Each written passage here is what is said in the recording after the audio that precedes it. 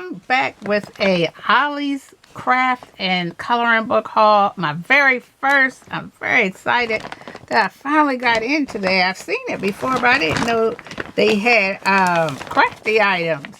So, of course, I had to pick up a gift bag. Not a gift bag, a grocery bag. You know, I love these colorful grocery bags, and you can't get any more colorful than this. Then I picked up the Stranger Things coloring book. I heard that this was a really popular show on Netflix. If I choose to watch it, coloring it will make it that much better. But if not, I know I have family members who enjoyed this show, and I'll just pass it along to them. But it looks interesting. They will be fun to color. We'll see. Then I picked up the can't have too much of paper. Excuse me. What do you call this? I can't remember. Well, anyway, like foundation paper or whatever paper. Now there's a Joann's that closed down, so I wonder if that came from there. I hope this is good paper. Hopefully it doesn't, it cuts well and all that.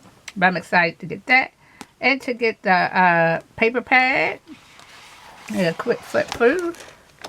This is probably more geared to either if you wanted to, use it for pictures around the home decor, or a background or something like that. This will be really nice. So here are the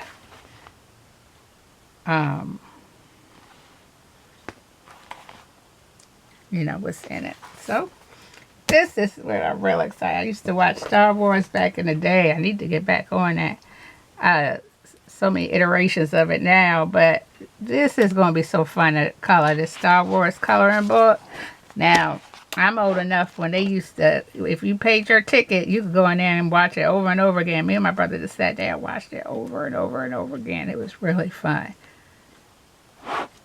So we have this coloring book too.